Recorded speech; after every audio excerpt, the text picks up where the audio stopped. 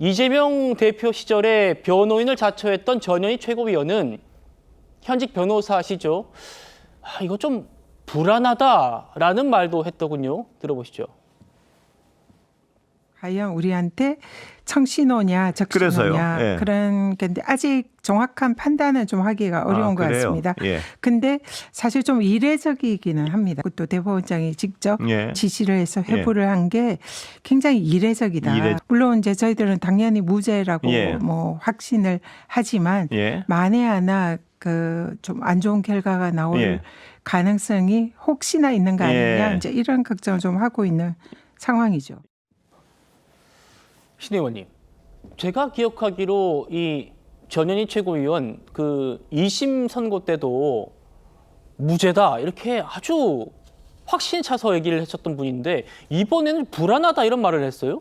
어떻게 해석해야 됩니까? 지금 민주당이 통상적이지 않은 대법원에 이런 속도전에 긴장을 하고 있는 거는 사실입니다. 예. 이전에 윤석열 대통령 구속 취소될 때 지기현 판사가 예외적으로 윤석열 대통령한테만 일자로 계산하지 않고 시간으로 하면서 구속에 그런 취소의 명분을 줬기 때문에 사법부에 대한 여러 가지 우려가 있는 상황에서 자라 가슴 보고 소뚜껑 보고 놀라는 그런 상황이 될 수도 있긴 하지만 예. 지금까지는 긴장의 끈을 놓칠 수 없다. 물론 우리가 예상하는 대로 이게 2심에서 무죄가 나왔기 때문에 대법원에서 무죄 확정으로 판결을 해준다면 가장 선거에 있어서의 결과에 그리고 정권을 유지하는 데 있어서 안정적인 그런 긍정적인 사례가 될 것이긴 하지만 그 외에도 지금 국민의힘에서는 파기자판해야 된다라고 하면서 또 예외적인 주장을 하고 있기 때문에 이런 부분에서의 또 갈등이 불거지는 것이 별로 긍정적인 부분이 아니라는 생각이 들고요.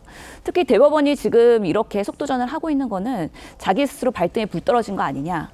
왜냐하면 조희대 대법원장이 633 원칙 말하면서 사실 2심이 3월 26일에 나왔기 때문에 적어도 6월 26일까지는 결론을 내야 되는데 네. 6월 3일에 정권이 만약에 민주당이 승리로 인해서 이재명 대통령이 된다면 그 이후에 판결하기는 매우 어려운 상황이고 그렇게 되면은 조희대 대법원장이 상당한 비판을 받겠죠.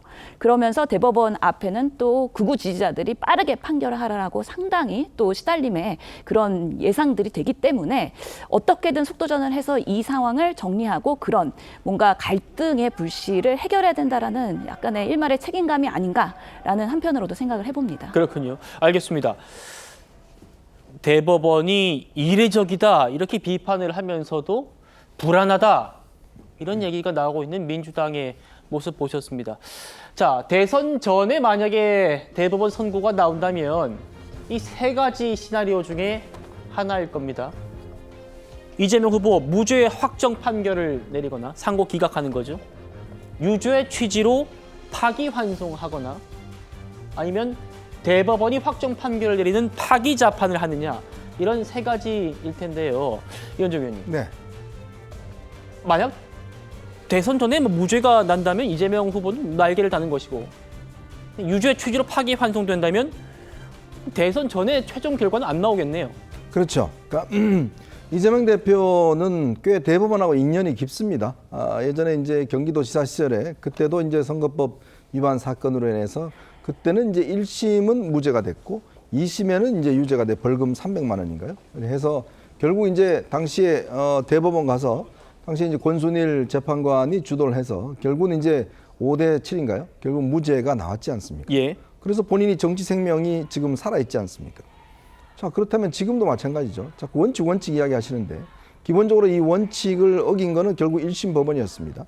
굉장히 오랫동안 거의 2년 가까이 이 재판을 늘렸지 않습니까? 그러다 보니까 모든 문제가 비롯됐고 그 조희대 대법원장이 들어오면서 결국 이 문제를 해결하겠다라고 해서 이제 633 원칙을 강조했고 그 원칙에 따라서 사실 조금 시간은 지났습니다만 항소심 결과도 빨리 나왔고 이제 대법원 결과만 기다리고 있는 거 아니겠어요? 근데 지금 문제는 제가 볼 때 이재명 대표 입장에서 보면 두려워할 이유가 없을 것 같습니다. 왜냐? 지금 대법원이 빨리 해서 무죄 확정 판결 내리면 정말 이재명 대표는 이제 이 정말 그동안 자신을 억눌려 왔던 사법 리스크란 말이 없어지는 겁니다. 예.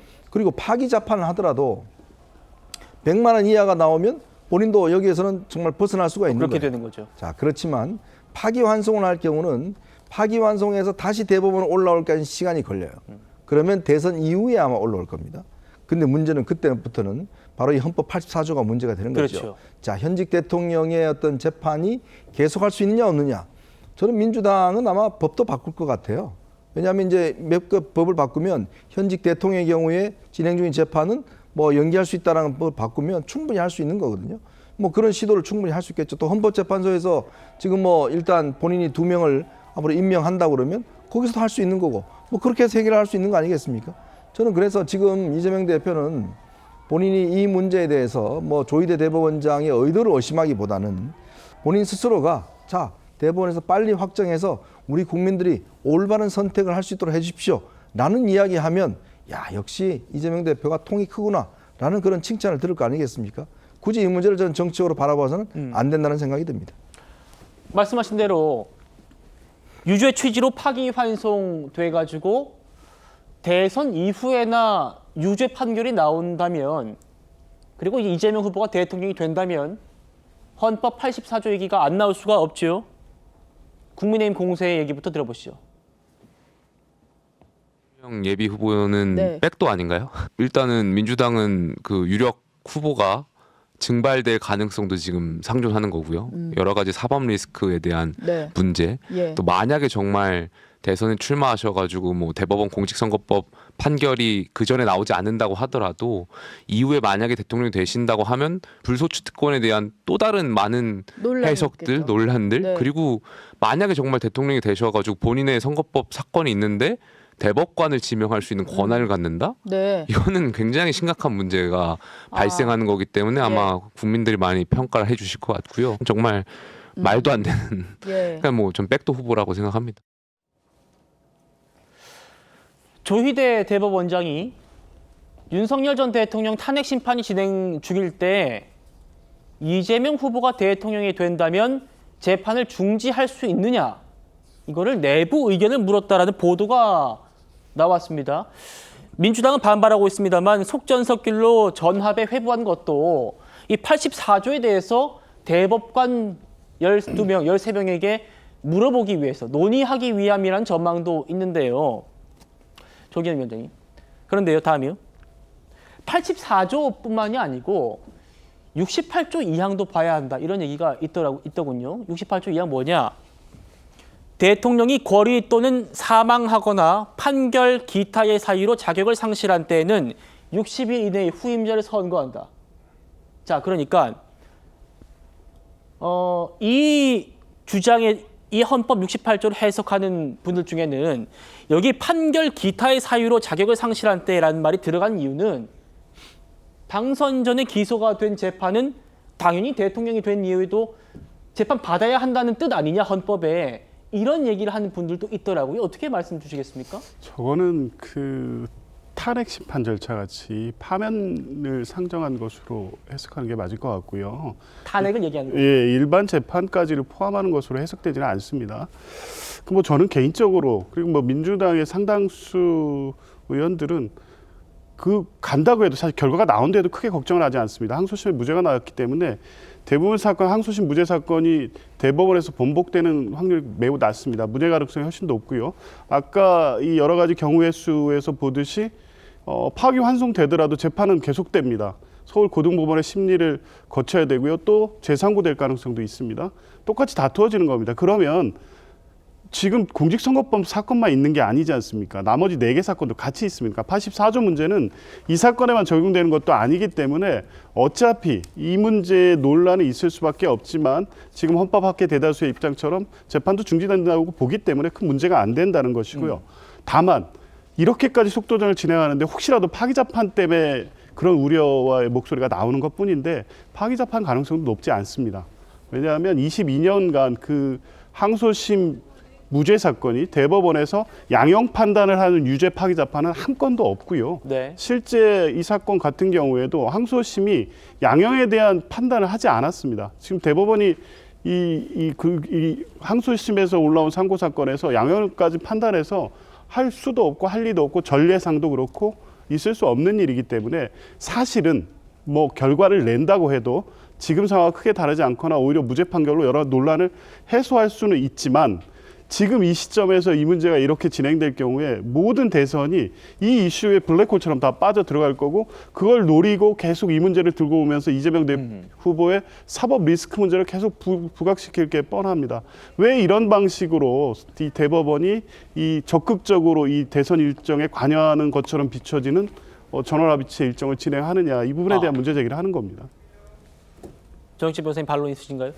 글쎄요, 저기 84조 좀 전에 띄워져 있었는데 네. 다시 한번 재직 보여주시죠. 중 형사상 소출을 받지 않는다 이렇게 돼 있어요. 저 소출하고 한 단어가 어디에 나와 있느냐?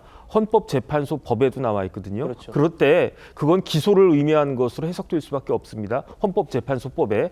그렇기 때문에 헌법 관련해서 헌법 주석서가 있거든요. 헌법 주석서 3권에 저 84조 해설한 부분이 있는데 소추는 기소를 의미한다는 취지로 그렇게 규정이 되어 있습니다. 그다음에 조금 전에 나왔던 그 68조 보면은 양. 판결에 따라 가지고 대통령이 그 자격을 상실할 수 있다는 거잖아요. 그러면 기존의 재판을 받고 있었는데 그 판결의 결과 예컨대 공직선거법이 유죄가 나와가지고 피선거권이 박탈된다라고 하면은 그럼 공직선거법에 따라가지고 대통령 당선이 무효가 되는 거 아니겠습니까? 그런 것들을 상정할 수밖에 없다는 그런 의미이기 때문에 그렇기 때문에 누가 봐도 어떻게 해석을 해도 소출을 받지 않는다라고 하는 것은 대통령 하고 있는 기간 동안에 어떤 범죄를 저질러도 기소가 되지 않는다는 그런 의미이지 대통령 되기 전에 어떠한 범죄 행위가 있었다라고 하면 그 부분에 대해서는 책임을 질 수밖에 없고 재판이 진행될 수밖에 없다 이렇게 해석될 수밖에 없는 거고 그렇기 때문에 그러한 상황을